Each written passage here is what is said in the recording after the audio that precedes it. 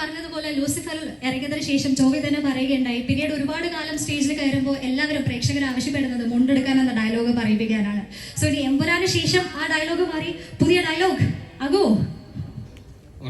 Yes, okay. എല്ലാവർക്കും നമസ്കാരം. എല്ലാവർക്കും സുഖമെന്ന് കരുതുന്നു. ഒരുപാട് സന്തോഷം ഈ ഒരു സിനിമയുടെ ഭാഗമാവാൻ സാധിച്ചതിൽ.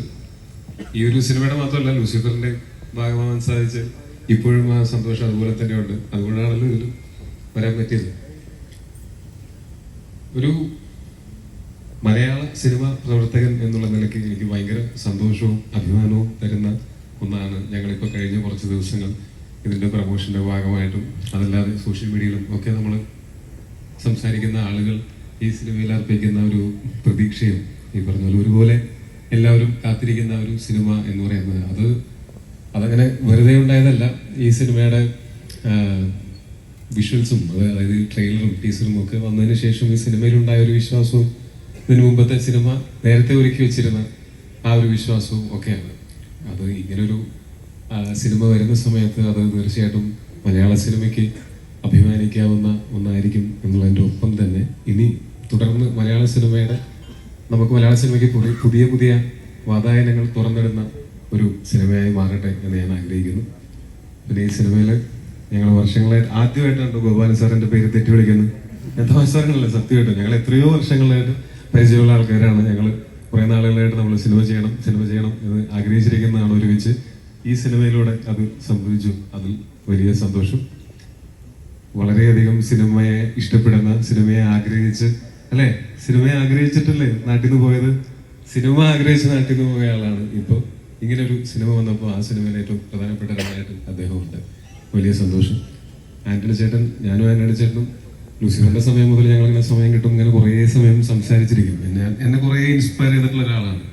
കുറേ കാര്യങ്ങളിൽ ഞാൻ ഇപ്പോഴും ആന്റണി ചേട്ടൻ പറഞ്ഞ പല കാര്യങ്ങളും ഞാൻ പലയിടത്തും കോട്ട് ചെയ്യാറുണ്ട്. ഇപ്പോൾ ഒരു ചേട്ടനെ പോലെ ഭയങ്കരമായിട്ടുള്ള ഒരു സ്നേഹം എനിക്ക് എപ്പോഴും കിട്ടുന്ന ഒരാളാണ്.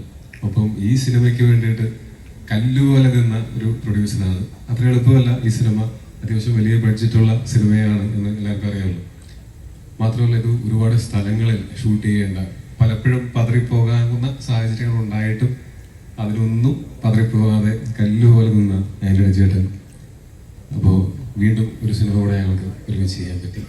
പിന്നെ ഇന്ദ്രേട്ടൻ, ഞങ്ങൾ ഈ പറഞ്ഞ പോലെ 2-3 സിനിമകൾ ഒരുമിച്ച് ചെയ്തിട്ടുള്ളൂന്നുണ്ടെങ്കിലും എപ്പോൾ കണ്ടാലും ആ ഒരു സ്നേഹവും മമത്വവും എനിക്ക് എപ്പോഴും കിട്ടിയിട്ടുള്ള ഒരാളാണ്. എനിക്ക് സംസാരിച്ചിരിക്കാൻ ഒരുപാട് ഇഷ്ടമുള്ള ആളാണ്. ഇപ്പോൾ ഒരവസരം കിട്ടിയാലും ഞാൻ വിടാതെ പിടിക്കുന്ന ഒരാളാണ്. ഇന്ദ്രേട്ടൻ്റെ കൂടെ പിന്നെയും ഒരു സിനിമ ചെയ്യാൻ പറ്റി എന്നുള്ളത് വലിയ സന്തോഷം. മഞ്ജു ചേച്ചി, ഞാൻ കുറച്ച് നേരത്തെ വേറൊരു പ്രസ് മീറ്റ് ഉണ്ടായിരുന്നു. അതിനകത്ത് ഞാൻ പറഞ്ഞിരുന്നു എൻ്റെ സ്വന്തം ചേച്ചിയെ പോലെ ഞാൻ ഇഷ്ടപ്പെടുന്ന ഒരാളാണ്. ഈ സിനിമയിൽ ഞങ്ങൾ സഹോദരങ്ങളായിട്ട് തന്നെയാണ് ഉള്ളത്. കഴിഞ്ഞ ആ സിനിമയിൽ ഉണ്ടായിരുന്നു. ഈ സിനിമയൊക്കെ തുടങ്ങുന്നതിന് മുമ്പും ഞങ്ങൾ തമ്മിൽ വളരെ അടുപ്പം ഉണ്ടായിരുന്നതാണ്. വീണ്ടും ഞങ്ങൾക്ക് ഈ സിനിമയിൽ ഒരുമിച്ച് സ്ക്രീൻ സ്പേസ് ഷെയർ ചെയ്യാൻ പറ്റി. വലിയ സന്തോഷം. പിന്നെ രാജുവേട്ടനെ പറ്റിയിട്ട് ഞാൻ പൊക്കി പറയുന്നതാണ് എന്ന് എല്ലാവരും പറയാൻ സാധ്യതയുണ്ട്. ഞാനിത് പലപ്പോഴും പറഞ്ഞിട്ടുള്ളതാണ്. പക്ഷെ എൻ്റെ കരിയറിലെ പല നിർണായക ഘട്ടങ്ങളിലും വളരെ പ്രധാനപ്പെട്ട ഒരു ഘട്ടത്തിലും ഒക്കെ എനിക്ക് എൻ്റെ കൂടെ നിന്നിട്ടുള്ള, എന്നെ ഒരുപാട് സഹായിച്ചിട്ടുള്ള ഒരാളാണ്. ഞാൻ 7th Day എന്ന് പറയുന്ന സിനിമയിൽ അഭിനയിക്കുന്ന സമയത്താണ് ഞങ്ങൾക്ക് കൂടുതൽ സംസാരിക്കാനും ഒക്കെ അവസരം കിട്ടിയിട്ടുള്ളത്. ഇത് 2014 അപ്പോൾ ആ സമയത്ത് അദ്ദേഹവുമായിട്ട് രാജുവേട്ടനുമായിട്ട് സംസാരിച്ച് ഒരുപാട് കാര്യങ്ങൾ സംസാരിക്കുകയും അതിൽ നിന്ന് ഇൻസ്പയർഡ് ആയിട്ടുണ്ട്. കുറേ ഈ സിനിമ നമുക്ക് ലിമിറ്റില്ലാതെ സ്വപ്നം കാണാൻ പറ്റുന്ന ഒരു മേഖലയാണെന്നും സിനിമ എവിടെയെങ്കിലും ഒതുങ്ങി നിൽക്കേണ്ടതെന്നല്ല, കുറച്ചും കൂടെ വലിയ രീതിയിൽ ചിന്തിക്കണമെന്നും ഒക്കെയുള്ള ആ ഒരു ചിന്ത എന്നിൽ ആദ്യമായിട്ട് ഉണ്ടാകുന്നത് രാജുവേട്ടനായിട്ടുള്ള സംഭാഷണങ്ങളിലൂടെയാണ്. അന്ന് 7th Day ഷൂട്ടിൻ്റെ സമയത്ത്. അതിനുശേഷം എന്നും എൻ്റെ മൊയ്തീൻ ചെയ്തു.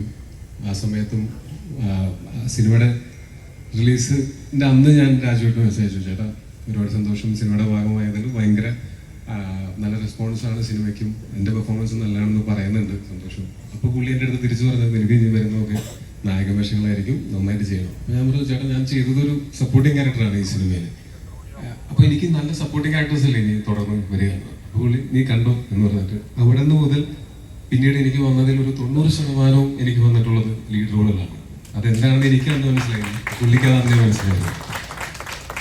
അതിനുശേഷവും ഇപ്പോഴാണെങ്കിൽ പോലും എന്തെങ്കിലും ഒരു പ്രതിസന്ധിയോ അല്ലെങ്കിൽ എന്തെങ്കിലും ഒരു ഡൗട്ടോ വന്നാൽ ഞാൻ ആദ്യം വിളിച്ച് ഉപദേശം ചോദിക്കുന്ന ആളും രാജുവേട്ടനാണ്. അപ്പോൾ തീർച്ചയായിട്ടും ഈ സിനിമ ഇതുപോലൊരു സിനിമ ഇങ്ങനെ മൗണ്ട് ചെയ്ത് അത് മലയാളത്തിന്റെ അഭിമാനമായിട്ട് കൊണ്ടുവരാനായിട്ട് അതിന് ഒരുപാട് ആൾക്കാർക്ക് പറ്റുമെന്ന് എനിക്ക് തോന്നുന്നില്ല. അത് എനിക്ക് തോന്നുന്നു രാജുവേട്ടൻ ലൊക്കേഷനിൽ അത് എങ്ങനെയാണ് അത് ഹാൻഡിൽ ചെയ്തിട്ടുള്ളത്, ഇത്രയും വലിയ ക്രൂവും ഇത്രയും സെറ്റപ്പും ഒക്കെ ഉണ്ടായിട്ട് ഇതിനെ എങ്ങനെയാണ് സിംഗിൾ ഹാൻഡഡ്ലി അത് ക്യാരി ചെയ്ത്, അത് അൾട്ടിമേറ്റ് കോൺഫിഡൻസ് ആണ്. അത് ഞാൻ എപ്പോഴും അസൂയയുടെ നോക്കി നിന്നിട്ടുള്ള ഒന്നാണ്. ഭയങ്കര അൾട്ടിമേറ്റ് കോൺഫിഡൻസ് ആണ്. അത് മാത്രം മതി സിനിമ ചെയ്യാൻ എന്ന് ചിലപ്പോൾ തോന്നുന്നു. അപ്പോൾ വീണ്ടും ഈ സിനിമയിൽ എന്നെ ഭാഗമാക്കിയത് ഒരുപാട് നന്ദി. ഈ സിനിമയുടെ ചില സീനൊക്കെ ഷൂട്ട് ചെയ്ത് കഴിഞ്ഞിട്ട് പുള്ളി എൻ്റെ അടുത്ത് പറഞ്ഞിട്ട് പണ്ടത്തേനേക്കാൾ അവനെയും മെച്ചപ്പെട്ടിട്ടുണ്ട്, നന്നായിട്ടുണ്ട് എന്ന് പറഞ്ഞു. അത് ഞാൻ വലിയൊരു അംഗീകാരമായിട്ട് ചോദിച്ചു. പിന്നെ ലാലേട്ടൻ തീർച്ചയായിട്ടും ഞാൻ ഇതിനു മുമ്പ് ഞങ്ങൾ ഒരു കോമ്പിനേഷൻ സീൻ ഉണ്ടായിട്ടുള്ളത് 2014 കൂതറ എന്ന് പറയുന്ന സിനിമയിലാണ്. ഞങ്ങൾ ഒരു സീനിലെങ്കിലും കുറച്ച് സീനുകളുണ്ടായിരുന്നു അതിനകത്ത് ഒരുമിച്ച് അഭിനയിക്കാനായിട്ട്. അന്ന് അതിന്റെ മുമ്പിൽ ലാലേട്ടൻ വന്ന് നിൽക്കുന്ന സമയത്ത് അന്ന് ഞങ്ങൾ ഷൂട്ട് ചെയ്യുന്ന സമയത്ത് തന്നെ ഞങ്ങളാകെ ഷൂട്ട് ചെയ്യാൻ പറ്റാത്തൊരവസ്ഥ വന്നു. അവിടെ ഞങ്ങൾ അഴീക്കോട് ഭാഗത്താണ് ഷൂട്ട് ചെയ്തിരുന്നത്. അന്ന് ജനക്കൂട്ടം കാരണം കൊണ്ട് ലാലേട്ടന് ലൊക്കേഷനിലേക്ക് കയറി വരാൻ പറ്റാതെ നിൽക്കുന്ന സമയത്ത് അങ്ങനെ നിന്ന് ഞങ്ങളൊരു സീനൊക്കെ ചെയ്യാനായിട്ട് എൻ്റെ മുമ്പിൽ ലാലേട്ടൻ നിൽക്കുന്ന സമയത്ത് എൻ്റെ മനസ്സിലൂടെ ഓടിപ്പോകുന്നത് ആരാണ് നിൽക്കുന്നത്. ഞാൻ ലാലേട്ടൻ്റെ ഇതിനു മുമ്പ് ഞാൻ കണ്ടിട്ടുള്ള സിനിമകളിലെ കഥാപാത്രങ്ങളെല്ലാം എൻ്റെ തലയിൽ കൂടെ അങ്ങനെ ആരും മംഗലശ്ശേരി നീലകണ്ഠനാണോ, അതല്ലെങ്കിൽ ദാസനും മറ്റേ നമ്മുടെ നാടോടിക്കാറ്റിലെ അങ്ങനത്തെ ഏത് ക്യാരക്ടറാണ് എന്നുള്ളത്, അങ്ങനത്തെ ഒരു ചിന്തയാണ് ഫസ്റ്റ് സാധാരണ മലയാള പ്രേക്ഷകൻ എന്നുള്ളതിലേക്ക് എനിക്ക് എൻ്റെ ഉള്ളിലുണ്ടായത്. അവിടെ നിന്ന് ഇപ്പോൾ ഇത്രയും വർഷങ്ങൾക്ക് ശേഷം എനിക്ക് ലൂസിഫറിലെ ഒരു കോമ്പിനേഷൻ സീൻ ഉണ്ടായിരുന്നില്ല. ഇപ്പോൾ എമ്പുരാനിൽ ഒരു കോമ്പിനേഷൻ സീൻ കിട്ടുന്നു.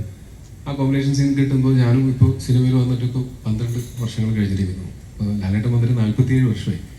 അപ്പോൾ ഇത്രയും വലിയൊരു സ്റ്റാർ അല്ലെങ്കിൽ ഇത്രയും ബഹുമാനിക്കപ്പെടുന്ന, ഇത്രയും അംഗീകരിക്കപ്പെട്ടിട്ടുള്ള ഒരു ആക്ടർ ഒരുപാട് പ്രിവിലേജുകൾ ഉപയോഗിക്കാവുന്ന സാഹചര്യങ്ങൾ ഉണ്ടായിട്ടും അതൊന്നുമില്ലാതെ സിനിമയോട് എപ്പോഴും കാണിക്കുന്ന ആ ഒരു കൊതിയും ആ ഒരു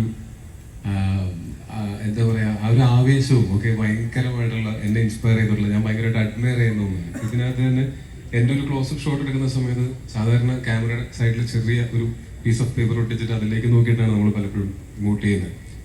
ക്ലോസപ്പിൻ്റെ സമയത്ത് ഓപ്പോസിറ്റ് നിൽക്കുന്ന ആക്ടർ ശരിക്കും പറഞ്ഞാൽ ആവശ്യമില്ല, ആ സ്ഥാനത്ത് ക്യാമറയാണ് ഉണ്ടാവുക. പക്ഷെ അന്ന് ഞങ്ങൾ ഷൂട്ട് ചെയ്യുന്ന സമയത്ത് ലാലേട്ടൻ മോനെ ഞാൻ നിൽക്കണം എന്ന് ചോദിച്ചു. പറഞ്ഞു ചേട്ടൻ നിന്നാൽ സന്തോഷം, നിന്നില്ലെങ്കിലും കുഴപ്പമില്ല, റെസ്പെക്ട് ആണെന്ന്.